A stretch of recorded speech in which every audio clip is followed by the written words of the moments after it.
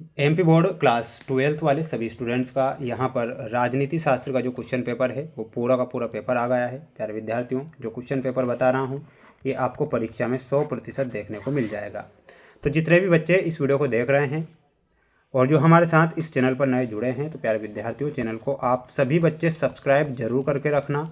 आपके लिए जो पेपर में लेकर आ रहा हूँ इनमें से 95% पेपर बन रहे हैं, तो आपको पूरा का पूरा पेपर ध्यान से देखना है और अच्छे से इसे याद करके जाना है, क्योंकि पूरा का पूरा पेपर सॉल्यूशन आपकी स्क्रीन के सामने है।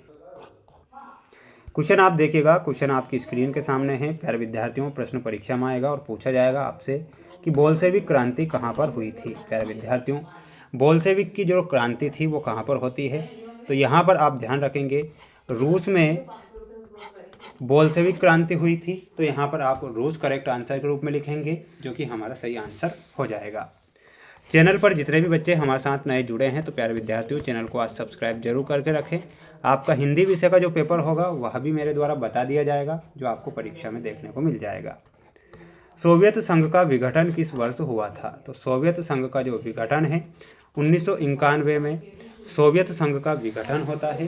तो इसमें आप ध्यान रखेंगे 1991। तो ये आप 1991 करेक्ट आंसर के रूप में लिखेंगे, जो कि आपका सही होगा।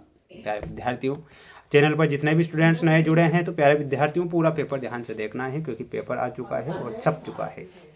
यूरोपीय देखिएगा क्वेश्चन क्या है, यूरोपीय यूनियन संघ की स्थापना कब हुई थी? तो यूरोपीय यूनियन संघ की जो स्थापना है 1992 में हुई थी। तो यहाँ आप 1992 लिखेंगे। संयुक्त राष्ट्र संघ का मुख्यालय कहाँ पर है? तो संयुक्त राष्ट्र संघ का जो मुख्यालय है न्यूयॉर्क में स्थित है। तो यहाँ आप लिखेंगे न्यूयॉर्क। रियो डी जेनेरियो निम्न में से किस देश का एक शहर है? तो इसमें आपको लिखना है ब्राज़ील का एक शहर है। तो यहाँ पर आपका ब्राज़ील सही होगा। अगला है, सरदार वल्लभ भाई पटेल को जाना जाता है तो उन्हें लौह पुरुष के नाम से जाना जाता है। तो इसमें आपको लौह पुरुष ध्यान रखना है और अच्छे से याद आपको कर लेना है। जितने भी स्टूडेंट्स हमारे साथ जुड़े हैं, तो पेपर को पूरा ही देखना है, क्योंकि पेपर छप चुका है परीक्षा के लिए और आ गया है पूरा पेपर, जिसका सॉल्यूशन भी मैं बता रहा हूँ और सब कुछ यहाँ पर आपको उपलब्ध करवा रहा हूँ। स्वतंत्रता के बाद देश के प्रधानमंत्री थे, तो स्वतंत्रता के बाद जो देश के प्रधानमंत्री बने थे तो वो बने थे नेहरू। तो इसमें आपको नेहरू लिखना है। संपूर्ण क्रांति का नारा ने दिया था, तो इसमें आपको संपूर्ण क्रांति का जो नारा है जयप्रकाश नारायण ने दिया था। तो यहाँ पर आप क्या लिखेंगे? जयप्रकाश नारायण।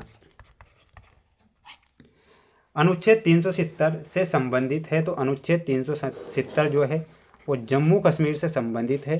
तो यहाँ पर आप लिखेंगे जम्मू कश्मीर। चंडीगढ़ पंजाब और हरियाणा की राजधानी है। तो यहाँ पर आप लिखेंगे हरियाणा।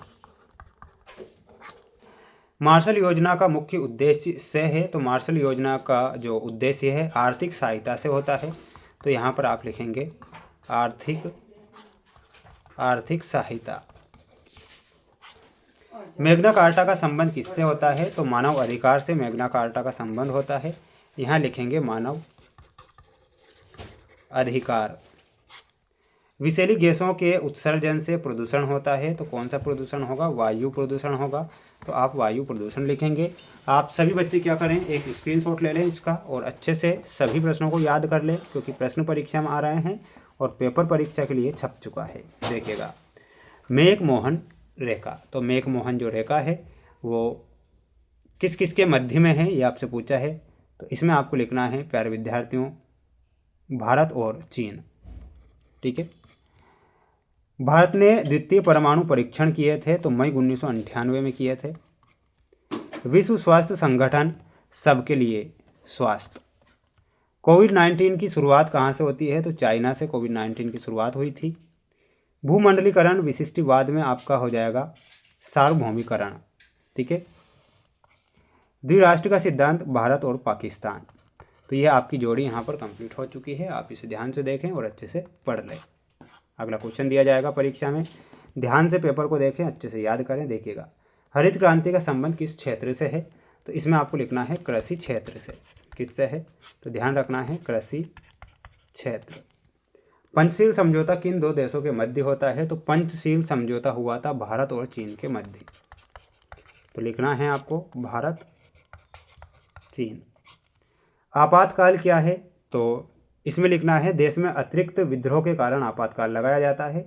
मंडल आयोग के अध्यक्ष कौन थे, तो इसमें आपको लिखना है वीपी मंडल। क्या लिखना है, वीपी मंडल। संयुक्त राष्ट्र के संविधान को क्या कहते हैं, तो उसे कहा जाता है चार्टर। अलकायदा किससे संबंधित है, तो इसमें आपको लिखना है आतंकवादी संगठन से। क्या लिखना है, आतंकवादी संगठन।